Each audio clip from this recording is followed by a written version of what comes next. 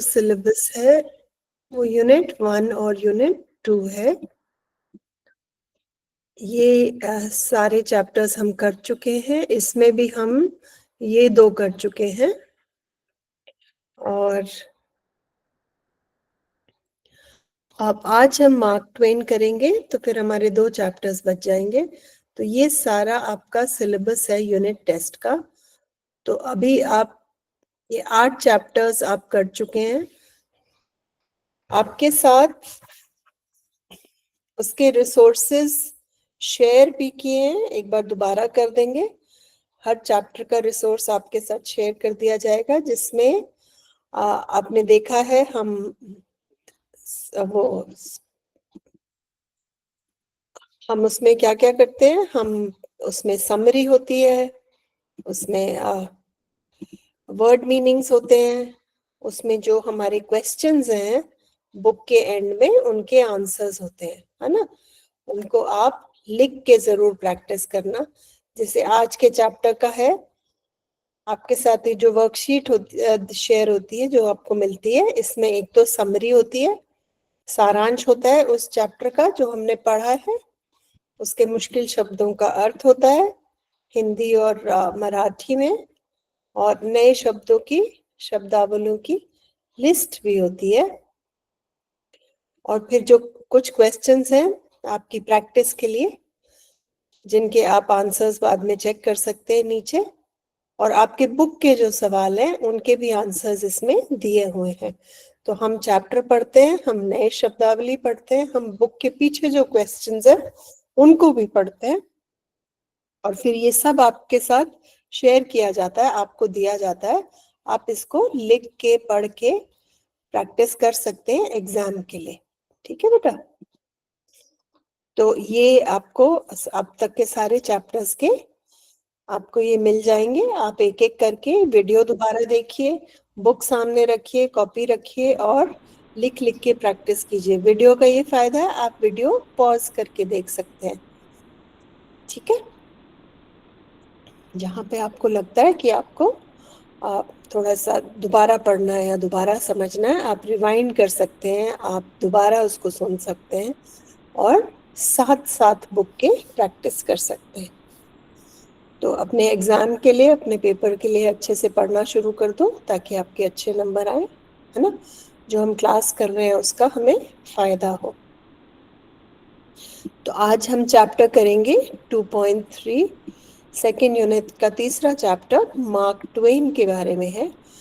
Mark Twain एक बहुत ही अच्छे राइटर हैं, और वो कैसे राइटर हैं, वो ह्यूमरिस्ट है। ह्यूमरिस्ट वो होते हैं जो फनी कहानियां लिखते हैं। जैसे हमारे स्टैंड अप कॉमेडियंस फनी कहानियां सुनाते हैं या जोक्स सुनाते हैं,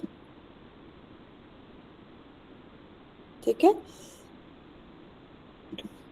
तो मार्क ट्वेन की कहानियां बहुत ही मशहूर हैं। वो ह्यूमरिस्ट हैं, वो बहुत ही गहराई से लोगों को हंसाते हैं और लोग उनकी कहानियां बहुत पसंद करते हैं।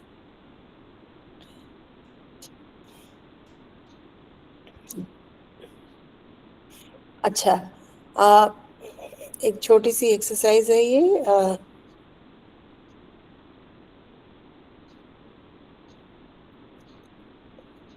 तो 1 2 सिंगुलर प्लूरल है। ओके, हम इस पे चलते हैं। Mark Twain was the pen name of Samuel Langdon Clemens, a popular American writer. तो ये क्वेश्चन है, what was Mark Twain's real name. तो मार्क ट्वेन्स का रियल नेम था सैमुअल क्लेमेंस। ठीक है। तो इस सवाल का जवाब यहीं पे है। He was famous for his humorous stories, novels and other writings. तो उन्होंने बहुत कुछ लिखा है, लेकिन वो अपना हास्य लेखन के लिए सबसे ज्यादा मशहूर है। ठीक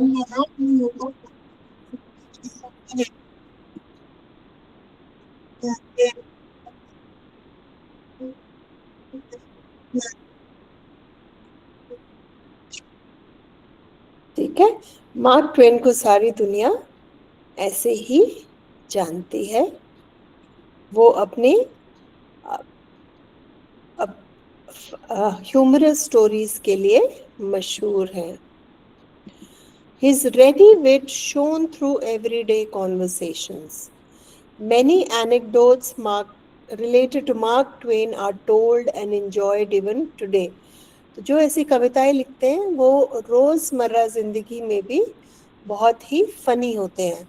उनसे उनको कुछ बोलो, वो बहुत जल्दी तुम्हें ऐसा जवाब देंगे जिससे तुम्हें बहुत हंसी आएगी। तो उसको कहते हैं रेडी विट, जो बहुत हाजिर जवाब हो।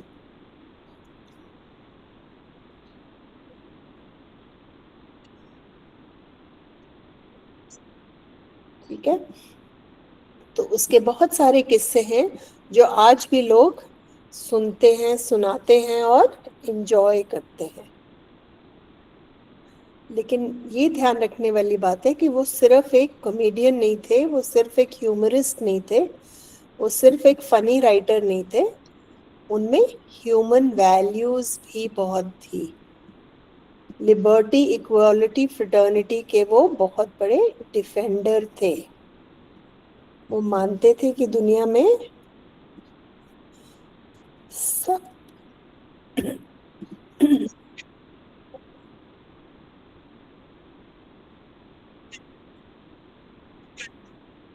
तो ये क्वालिटीज उनके लिए बहुत बड़ी थी। ही opposed wars and imperialism and supported the cause of laborers and of black people in his country America. तो वो मजदूरों के लिए, कमजोरों के लिए, और उन दिनों इन दोनों क्या अब भी कुछ दिनों तक जो ब्लैक्स हैं अमेरिका में, उन पे बहुत अत्याचार होता था, उनको औरों से, गोरों से कम समझा जाता था। तो वो उनके लिए लड़ते थे, उनके लिए बोलते थे, उनके लिए अपनी आवाज उठाते थे। Given below are some anecdotes from his life and some quotations from his speeches and writings. तो हम जो पढ़ेंगे वो कुछ उनकी जिंदगी के किस्से हैं और कुछ मशहूर कोटेशंस हैं जो उन्होंने अपनी स्पीच और राइटिंग में बोली हैं। कोई मशहूर कहावतें, सेइंग्स जो उन्होंने कही हैं।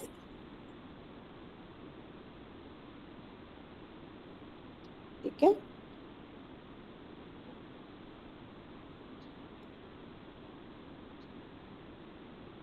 Okay. One day during a lecture tour, Mark Twain entered a local barber shop for a shave. तो एक दिन मार्क ट्वेन दाढ़ी बनवाने गए एक लोकल नाई के पास। This, Twain told the barber, was his first visit to the town. तो ट्वेन ने उसको बोला कि मैं इस शहर में पहली बार आया हूँ। You've chosen a good time to come, he declared. Oh, Twain replied. तो वो जो बाबर था, जो नाई था, उसने उसको मार्क ट्वेन को बोला कि तुमने बहुत सही समय चुना है यहाँ आने के लिए। तो ट्वेन ने पूछा, ओह कैसे? तो वो नाई कहने लगा, Mark Twain is going to lecture here tonight, you will want to go I suppose. उसने कहा, तुम्हें पता है आज मार्क ट्वेन यहाँ पे लेक्चर देने वाला है, तुम जाओगे, तुम जाना चाहोगे क्या? तो मार्क ट्वेन कहता है, आई गेस सो, कि शायद। Have you bought your ticket yet? तो नाई ने पूछा कि तुमने अपना टिकट खरीद लिया क्या? बिना टिकट के कैसे जाओगे? No not yet, Mark Twain ने कहा, नहीं मैंने तो नहीं खरीदा। Well it's sold out so you will have to stand. उसने कहा, ठीक है, तुमने अभी टिकट नहीं खरीदा है तो अब तुम्हें दूर खड़े होकर उसको सुनना पड़ेगा। Just my luck, said Twain with a sigh. I always have to stand when that fellow lectures. तो कहते हैं देखा मेरे साथ यही होता है, जब भी वो बंदा लेक्चर देता है मुझे खड़ा होना पड़ता है।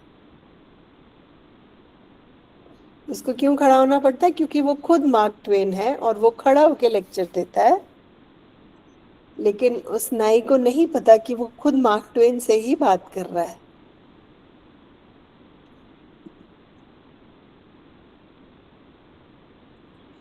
एक और किस्सा मिसेस स्टो को लेके। Mrs Stowe was a famous writer. Uncle Tom's Cabin is her most renowned book. Mrs. Stowe and Mark Twain were neighbors for many years. तो ये मार्क ट्वेन की पड़ोसी थी। Mrs. Stowe was leaving for Florida one morning and Clemens ran over early to say goodbye. तो Mrs स्टो जाने वाली थी दूसरे शहर के लिए, तो क्लेमेंस मार्क ट्वेन जब छोटे थे वो भाग के गए कि मैं उनको बाय कह के आता हूँ। On his return, Mrs. Clemens regarded him disapprovingly. जब वो वापस आए तो उनकी मम्मी ने कहा, Why? She said, You haven't got on any collar and tie? कि तुम अपना कॉलर टाई लगा के क्यों नहीं गए, ऐसे क्यों चले गए? He said nothing, but went up to his room, did his items in a neat package, and sent it over to Mrs. Stowe by a servant with a line, Herewith receive a call from the rest of me. तो उनकी माँ ने उनको पूछा कि तुम collar tie क्यों नहीं लगा के गए? तो वो ऊपर गए, उन्होंने अपनी कॉलर टाई ली, अच्छे से पैकेज करी और अपने नौकर के हाथ पड़ोसी को भिजवा के, मिसेस स्टो को भिजवा के उसमें लिखा कि मैं जो बाकी रह गया था घर, अब उनकी तरफ से वो आपसे मिलने आए हैं। उसका मतलब ये था कि वो टाई और कॉलर और टाई मैं थोड़े ही हूँ। इस तरह से उन्होंने अपनी मम्मी का ह्यूमरसली जवाब दिया।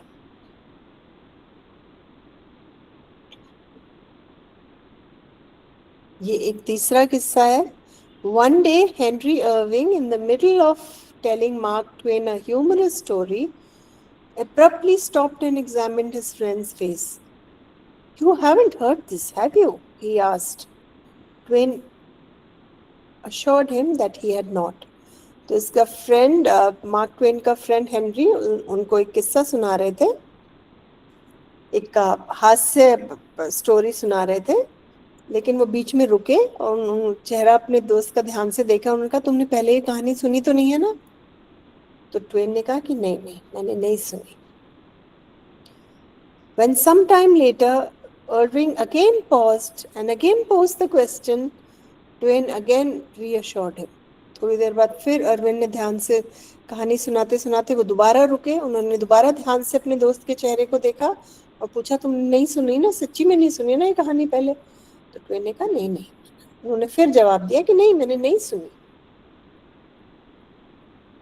और जैसे ही कहानी खत्म होने लगी, आखिरी पड़ाव पे पहुंचे वो इरविंग, तो उन्होंने फिर पूछा उनसे, मार्क ट्वेन से, कि are you sure you haven't heard this? पक्की बात है तुमने नहीं सुनी? ट्वेन कहते हैं फाइनली परेशान होके, I can lie once, I can lie twice for courtesy sake, but I draw the line here. I can't lie the third time at any price. I not only heard the story, I invented it. तो Twain finally कहते हैं कि मैं एक बार झूठ बोल सकता हूँ, मैं दोबारा भी झूठ बोल सकता हूँ, लेकिन उसके बाद मैं झूठ नहीं बोल सकता। ये कहानी मैंने सिर्फ सुनी नहीं है, ये कहानी मैंने लिखी भी है।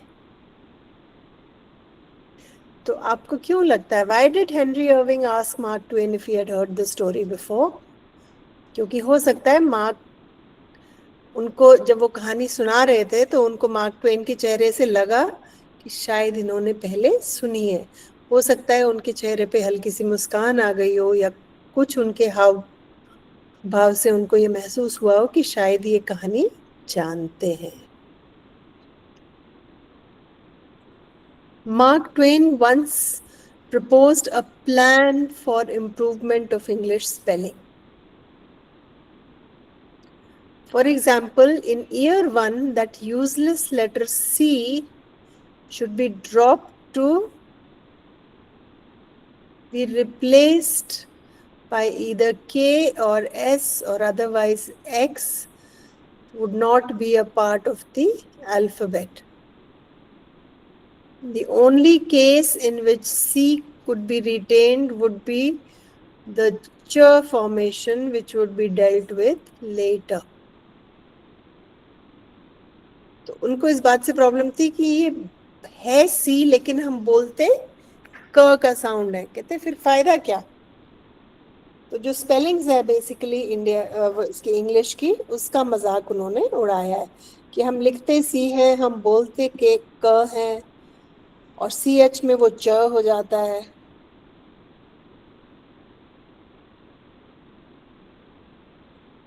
ये कोई बहुत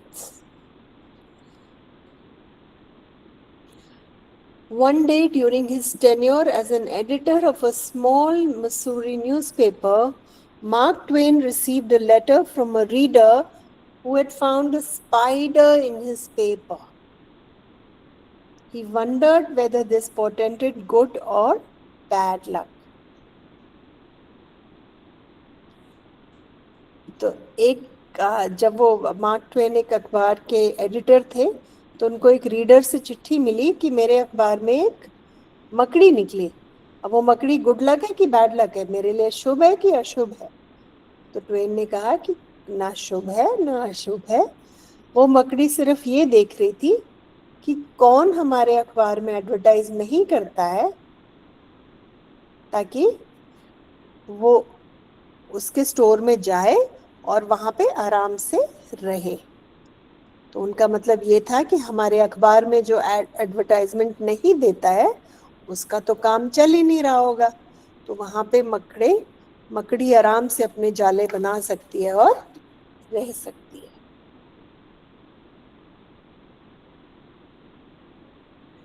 Mark Twain's birth in November 1835 was heralded by the return of Halley's Comet. Twain, who often remarked upon this curiosity, came to think of himself and the comet as unaccountable freaks, cosmically links. Having come in together, he declared they would go out together. In fact, Twain was proven right. On the night of his death, April 1910, Halley's Comet once again blazed through the sky. मतलब ये बड़ा interesting fact है। हेलीज comet कितने years में आता है?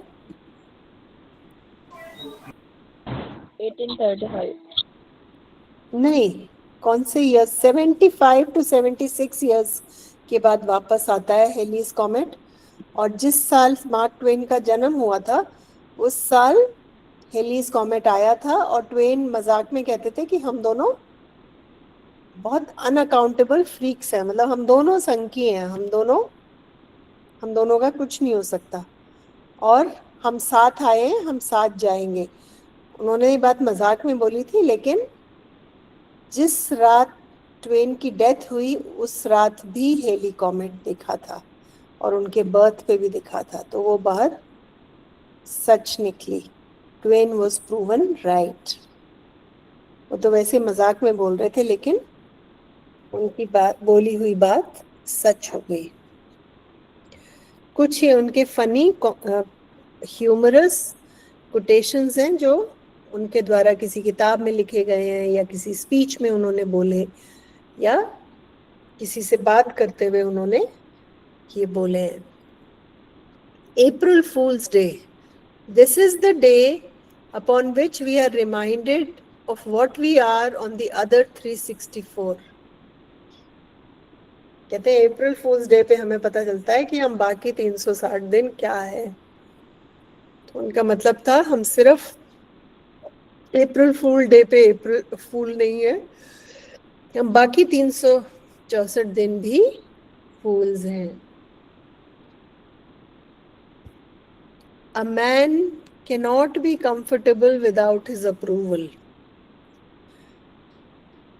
इनका मतलब था कि तुम जो मर्जी कर लो, अगर इंसान खुद कंफर्टेबल नहीं हो पाता तो तुम उसको कंफर्टेबल नहीं कर सकते।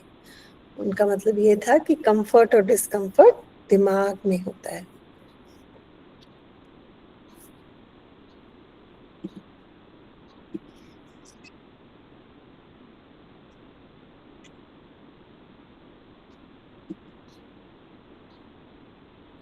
A person with a new idea is a crank until the idea succeeds। ये तो सही है, कोई भी एक नया विचार लेके आता है, कोई नई बिजनेस लेके आता है, कोई नया नया आइडिया लेके आता है, तो उसको लोग पागल समझते हैं, बावला समझते हैं, जब तक वो सक्सेसफुल नहीं हो जाता। और जब वो सक्सेसफुल हो जाता है तो वो एक बहुत ब्राइट आइडिया बन जाता है।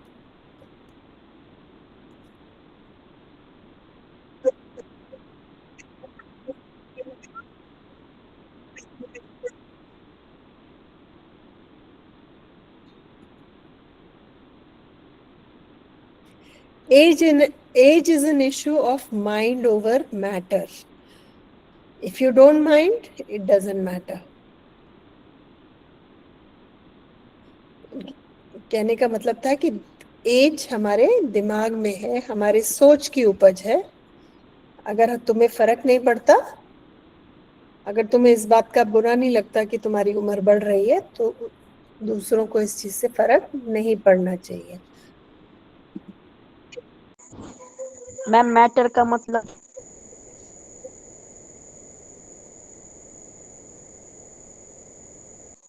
हेलो मैम, बोलो बेटा। मैटर का मतलब क्या है? मैटर मतलब यहाँ पे शरीर से मतलब है। बेसिकली ये है कि दिमाग बड़ा है या शरीर। शरीर तुम्हारा बूढ़ा हो रहा है, लेकिन अगर तुम दिमाग से अपने आप को बूढ़ा नहीं समझते तो इस चीज से कोई फर्क नहीं पड़ता। मैम यहाँ पे मराठी। यहाँ पे मैटर का मतलब है शरीर, यहाँ पे मैटर का मतलब है फर्क नहीं पड़ता। ठीक है,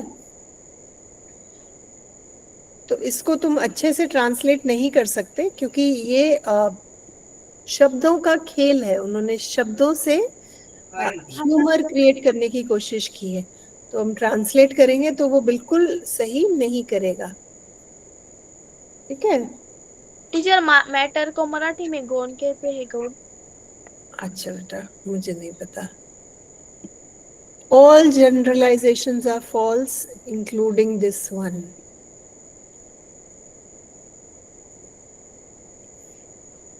ये आप समझो थोड़ा सा।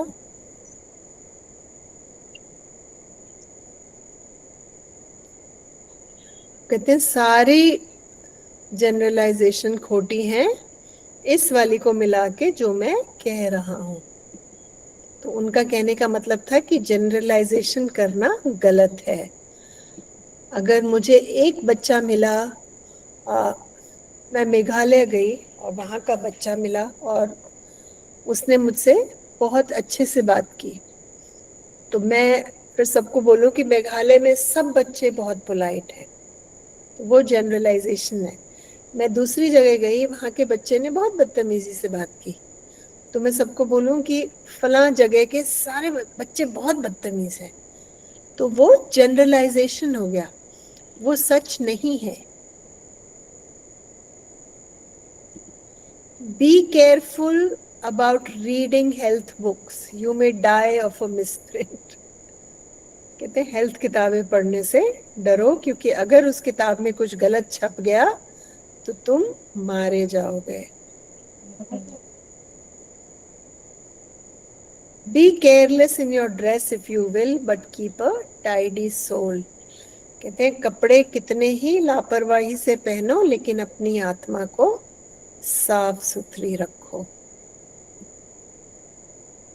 Classic, a book which people praise and don't read. कहते हैं क्लासिक वो किताबें होते हैं जिनको हम इज्जत तो बहुत करते हैं, उनकी बड़ाई भी बहुत करते हैं, और लेकिन हम उन्हें पढ़ते नहीं है। इसका बहुत बड़ा एग्जाम्पल है हमारे ग्रंथ।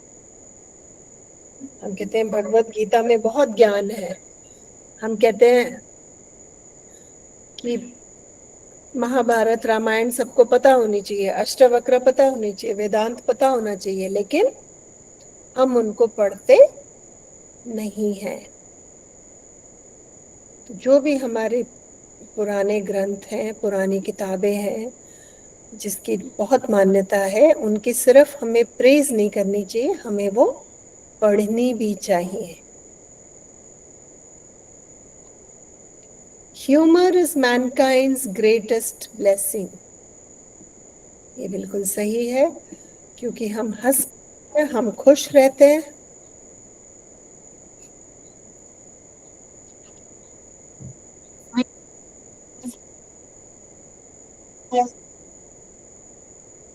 ये बिल्कुल सही है।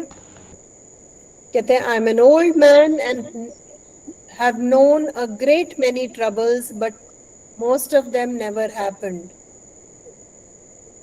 कहते हैं मैं बुजुर्ग हूँ और मेरी लाइफ में मैंने बहुत चिंताओं के चीजों के बारे में चिंता की, लेकिन ज्यादातर वो चीजें हुई ही नहीं। ज्यादातर वो चीजें हुई ही नहीं। I must have a prodigious quantity of mind. It takes me as much as a week sometimes to make it up.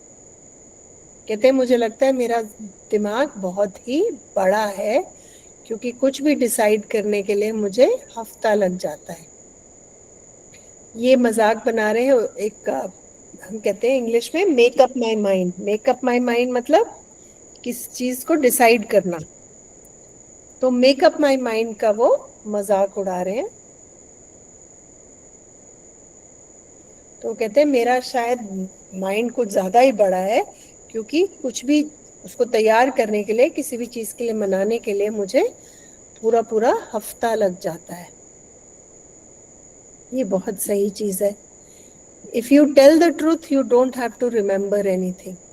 अगर आप सच बोल रहे हैं आपको याद रखने की जरूरत नहीं है, लेकिन जब आप झूठ बोलते हैं तो वो आपको याद रखना पड़ता है।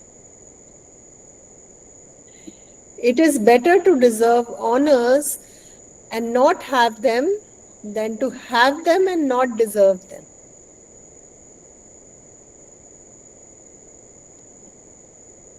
कहते हैं आपको कोई इनाम मिले और आप उसके लायक ना हो, उससे अच्छा है कि आप किसी इनाम के लायक हैं और आपको इनाम ना मिले।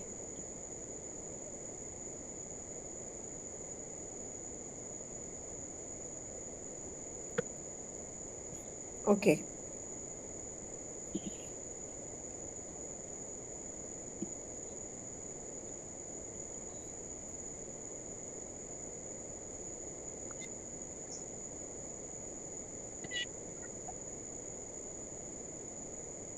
Okay. It is better to keep your mouth closed and let people think you're a fool than to open it and remove all doubt. वो कह रहे हैं कि हमारे लिए अच्छा है कि हम अपना मुंह बंद रखें और लोग सोचे हम बहुत होशियार हैं, इसके बजाय कि हम मुंह खोल दें और लोगों को विश्वास हो जाए। नहीं नहीं, कहते हैं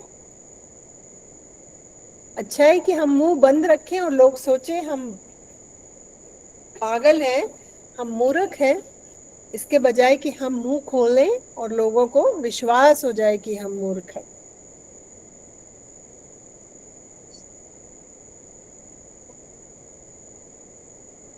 यस मैम। ओके,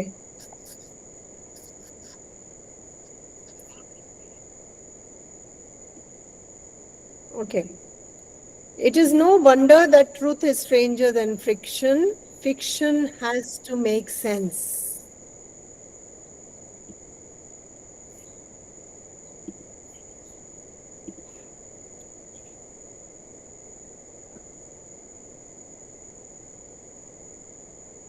ये पानी पानी हो गई 12।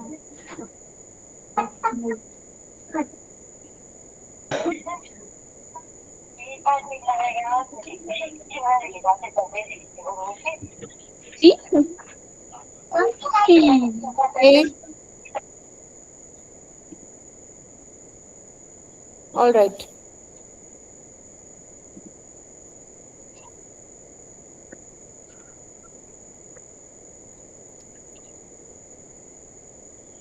All right, let's begin.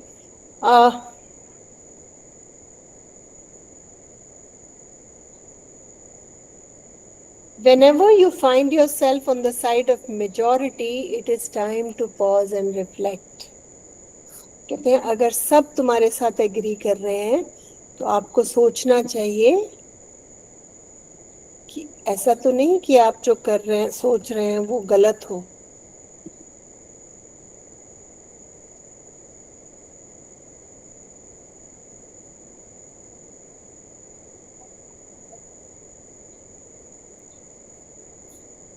Okay. Why is it that we rejoice at a birth and grieve at a funeral? Because we are not the person involved. कहते हैं हम किसी के जन्म पे खुश होते हैं और जब कोई गुजर जाता है तो हम उदास होते हैं.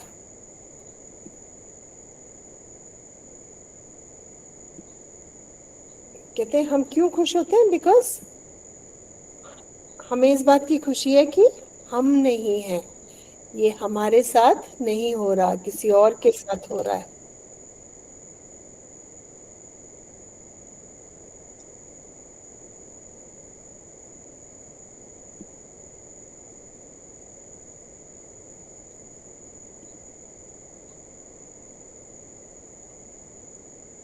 Thousands of geniuses live and die undiscovered, either by themselves or by others.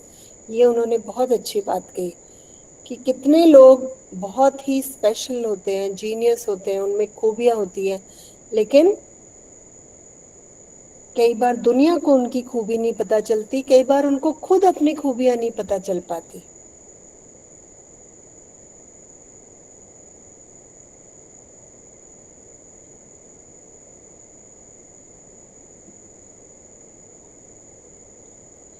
Thunder is good, thunder is impressive, but it is lightning that does the work. कहते हैं थंडर होता है बारिश में आसमान में बिजली कड़कती है और मेघ गरजते हैं. कहते हैं कोई कितना भी गरजे, असली काम तो बिजली ही करती है.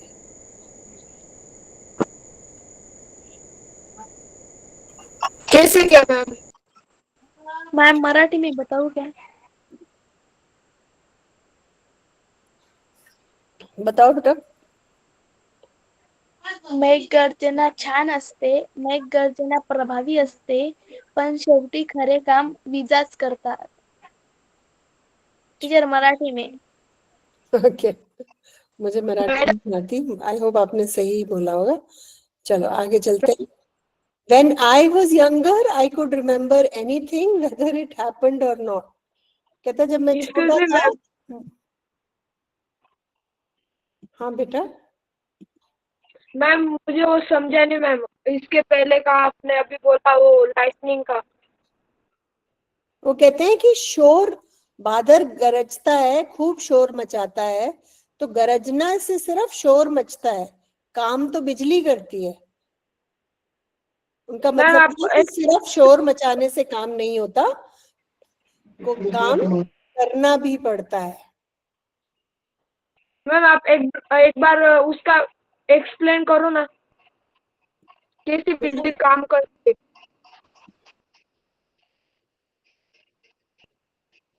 कैसे एक्सप्लेन करूं बेटा?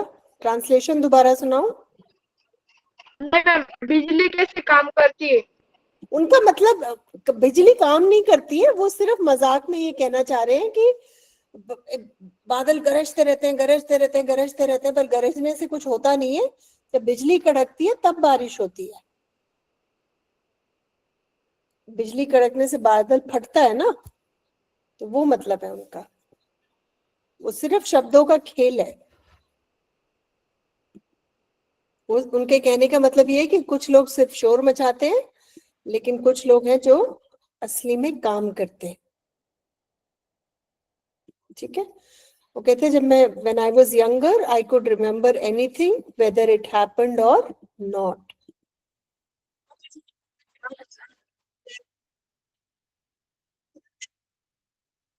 मतलब जब मैं छोटा था मैं कुछ भी सोच लेता था और मेरे लिए वो सच ही होता था। बच्चों के साथ होता है ना ऐसे।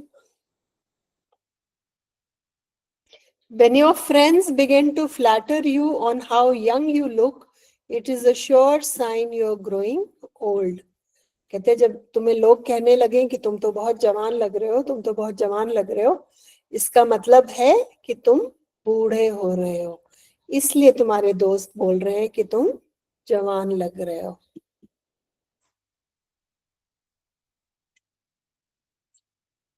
Yes, ma'am. Okay.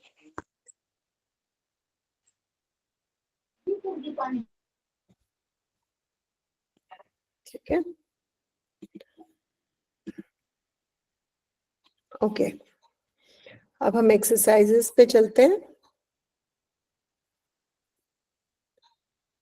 Did Twain tell the barber who he was? Chat में आंसर डालो, yes no. Very good. OP Deshmukh correct.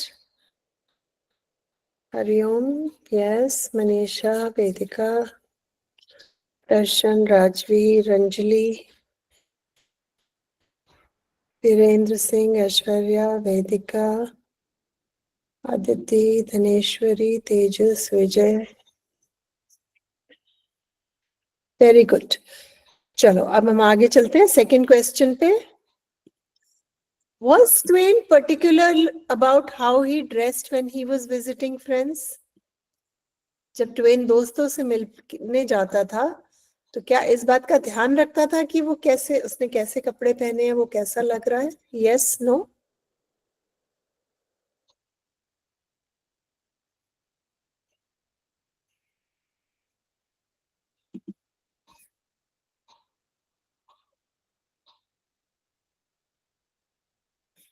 नहीं, वो पर्टिकुलर नहीं था। आपको याद है वो इंस्टेंस जब वो बिना टाई के चला जाता है तो उसकी मम्मी ने उसको बोला कि तुम अपना टाई और वो पहन के क्यों नहीं गए?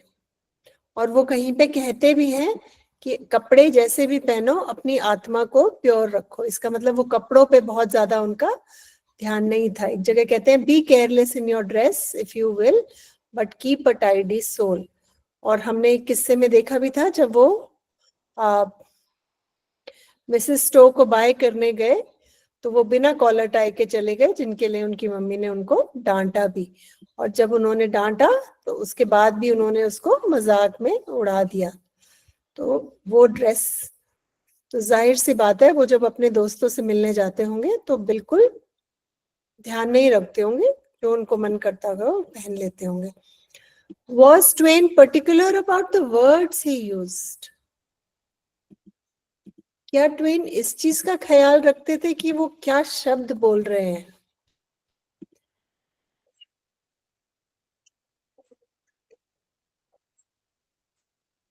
Yes no.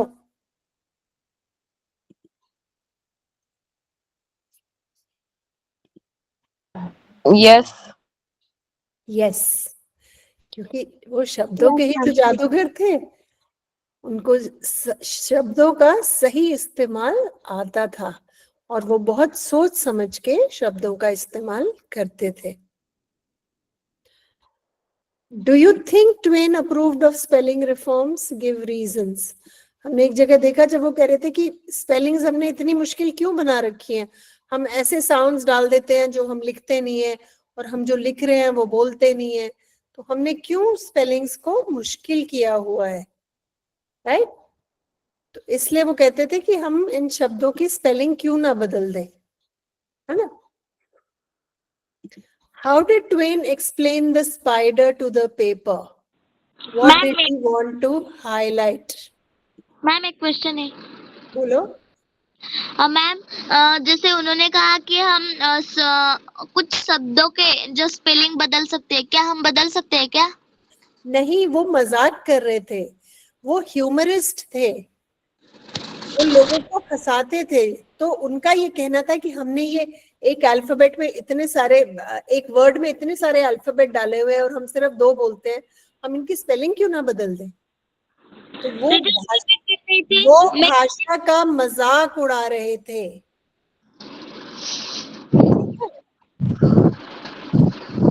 Okay. How did Twain explain the spider in the paper? What did he want to highlight?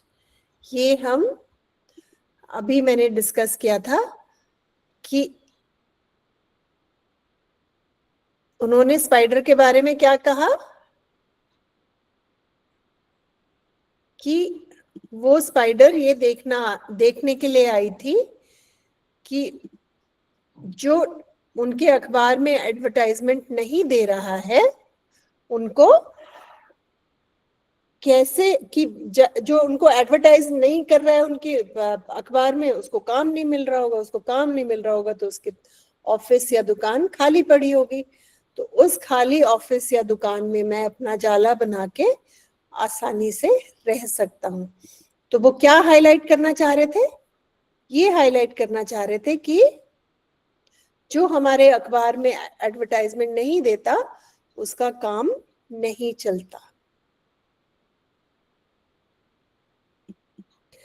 ये देखो, 2 meanings of mind and matter. Mind के 2 अर्थ होते हैं। एक तो होता है किसी चीज को बुरा मानना। आप कहते हैं do you mind if I borrow your pen, कि आप बुरा तो नहीं मानेंगे मैं अगर आपका पेन थोड़ी देर के लिए इस्तेमाल कर लूं। एक तो वो हो गया माइंड। दूसरा माइंड होता है ये माइंड।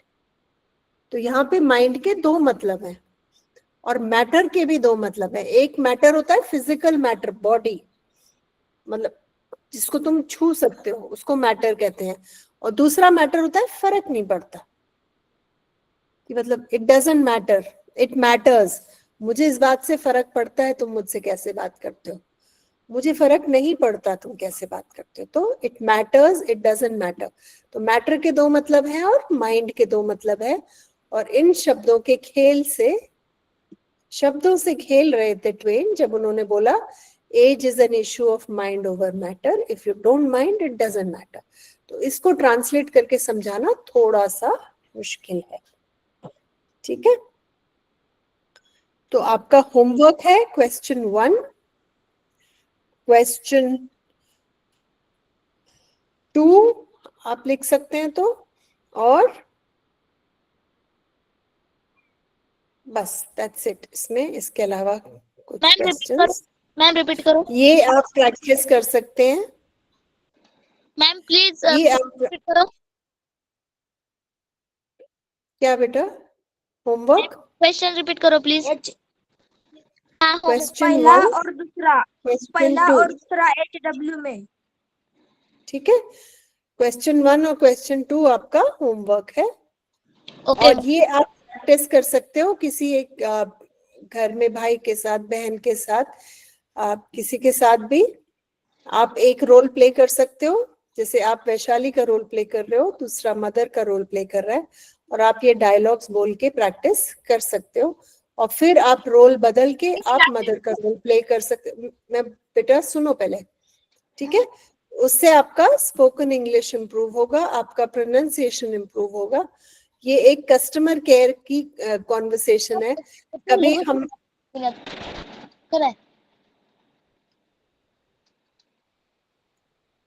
जब हम किसी चीज की कंप्लेन करते हैं, या हम जैसे जियो के ऑफिस, जियो के कस्टमर केयर पे फोन करते हैं, या वॉशिंग मशीन की कंप्लेन करते हैं, या किसी भी चीज का हम फोन नंबर पे, कस्टमर केयर पे फोन करते हैं जब हमें किसी चीज की सपोर्ट चाहिए। ये वहां का एक सीन है कि फोन पे कोई कस्टमर केयर पे फोन किया है और वो उनको स्टेप्स बताएंगे जो आप फॉलो करेंगे। वो कहते हैं ना, for Hindi press English press 1, for Hindi press 2, for Marathi press 3, to speak to our customer care press 4। Mother presses 1। तो ये सब प्ले एक्टिंग रोल प्ले है, आप इसको स्पोकन इंग्लिश की प्रैक्टिस के लिए कर सकते हैं, पर ये होमवर्क नहीं है। ठीक है बेटा, अब तक जितने भी हमारी क्लासेस हुई हैं उन सब के रिसोर्सेज शीट्स आपके साथ शेयर कर दिए जाएंगे बेटा। ठीक है, okay okay ma'am. Okay ma'am. Take care. Ma'am. Bye. Bye पहले ओके आप ma'am. Teacher good night. Bye bye. Good night. Bye Bye. बेटा। मैम।